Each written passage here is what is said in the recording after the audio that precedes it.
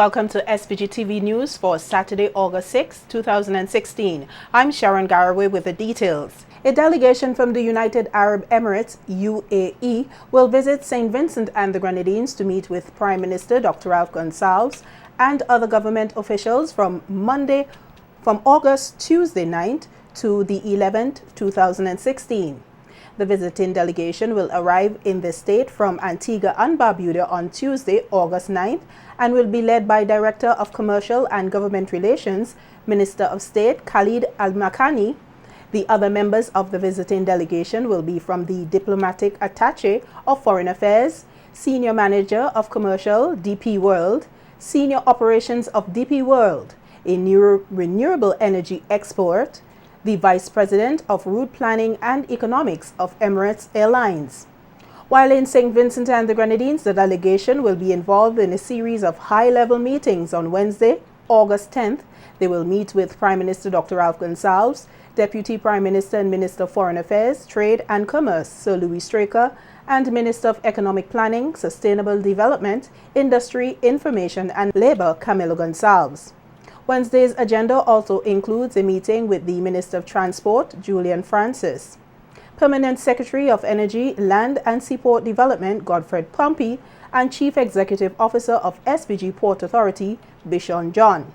The delegation and local officials will then tour the port facilities in Kingston, among other things. There will also be a visit to the largest capital project in St. Vincent and the Grenadines, the Argyle International Airport, where they will take on a tour of the facility and meet with Minister of Tourism, Sport and Culture, Cecil Mackey, Chief Executive Officer of SVG Tourism Authority, Glen Beach, Chairman of the Board of the Argyle International Airport, Garth Saunders, and Chief Executive Officer of the International Airport Development Company, Dr. Rudy Matthias. The delegation will then wrap up its visit to the country on Thursday, August 11th, with a meeting with the Director of Energy Unit, Ellsworth Dakin, and Chief Executive Officer of the St. Vincent Electricity Services, Thornley Myers. They will then meet with Director of Economic Planning, Laura Anthony Brown, to discuss the Zero Hunger Initiative and Dubai Cares. After over 8 years of absence, the Vincentian Association of Insurance and Financial Advisors, VINFIFA, has relaunched their establishment aimed at addressing the concerns and needs of insurance advisors, agents in St. Vincent and the Grenadines. Formerly known as Life Underwrites Association, LUA, SVG, the association, according to President Andre Boyd, focuses on agent development and creating a standard of operation as it regards to insurance practices. We as the association today thought it necessary to restart this organization given recent trends. We are concerned about the concept and the way the general public view the insurance industry. We are also concerned that persons have lost hope and confidence in insurance in St. Vincent and the Grenadines, given the recent fallout of CLICO and British American. And so we as a body thought it necessary to pool together our resources and to establish the common principle upon which the association was founded on so many years ago. Boyd expressed his satisfaction in the joint effort by the insurance agencies who have seen it necessary to combine the powers to create a harmonized movement towards a common goal. Speaks specifically to the East Caribbean Currency Union. They have embarked on a project to unify the Caribbean region where financial services are concerned. And especially in the area of insurance, there is new regulation that should be coming on stream that would regulate the way insurance operators function in our territory, and also the way insurance advisors ply their trade. Given that the region is unifying, it is important that we as a country show our support to this venture and to unify ourselves here as well. What should be happening soon is there should be one common platform on which regulators and insurance operators are now able to function. BNIFA's Educational Chair, Desiree Glasgow, stressed the importance of having a united approach in uplifting the association. She further outlined that the educational arm of BNIFA will ensure that the educational and professional development of all partners is achieved in order to uphold high operational and industrial standards. We offer education courses as well as Caribbean industry awards. Some of the courses that we are currently offering would be the FSCP, which is the Financial Services Certified Professional course, and that is a foundation course that once you've been in the business over 2 years, all insurance advisors should have it. It is the standard by which we recognize our insurance advisors. We are also offering the CLU, which is the Chartered Life Underwriter course. We're offering the CHFC, the Chartered Financial Consultant course, and the CHHC, which is the Chartered Health Consultant course.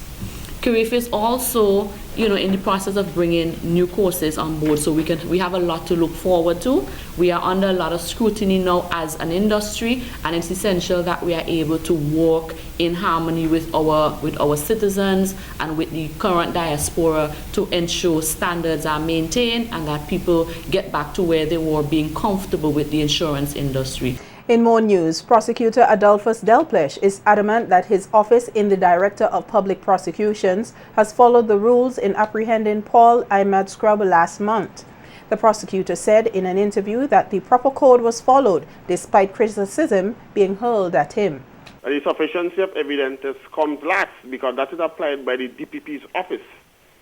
Investigators don't apply the code for prosecutors. They investigate, they collate the evidence, and then they decide to charge. They can decide to charge. At the end of the day, the file has been perused by the different persons within the ranks of the police force. Then it is sent to the DPP's office who have the final say. Not because you charge somebody, that doesn't automatically mean that the DPP has to prosecute. At the end of the day, when the code for prosecutors is applied, and the DPP or whichever prosecutor he delegates to peruse the file, and they are satisfied, hey, we don't have enough evidence here to prosecute, they can ordinarily withdraw the case. Delplesh further highlighted that he believes in swift justice and everyone coming through the DPP's office will be given a fair trial. Well, the thing is, we ask for time to get the file together. The practice direction from the Chief Justice give up to 6 months where you can get your matters ready. Now, I am not going to say, okay, I must try it out to 6 months or what. I believe in swift justice. And I believe that a man should be given his day in court as soon as it's practical. That's my belief. I'm not going to say, okay, because we are allowed 6 months and we should keep it for 6 months, or if we're allowed 6 months, we'll keep it for 3 or 4 months. I'm not saying that. But that is only what is allowed. Counteracting the prosecutor's claims was lawyer for Paul Ahmad Scrub, Israel Bruce, who says that he still believes that the DPP office is operating under the abuse of power. He called on the office to follow the code of conduct and not to violate persons' rights. The point that I'm making is that the investigators have to do their work. And the investigators haven't provided the information in the investigation. It is at that point that the prosecutors come into play, and they, having weighed the evidence that the investigators would have found, would make a determination whether or not to lay charge. Prosecutors would advise the police, proceed now to lay your charge.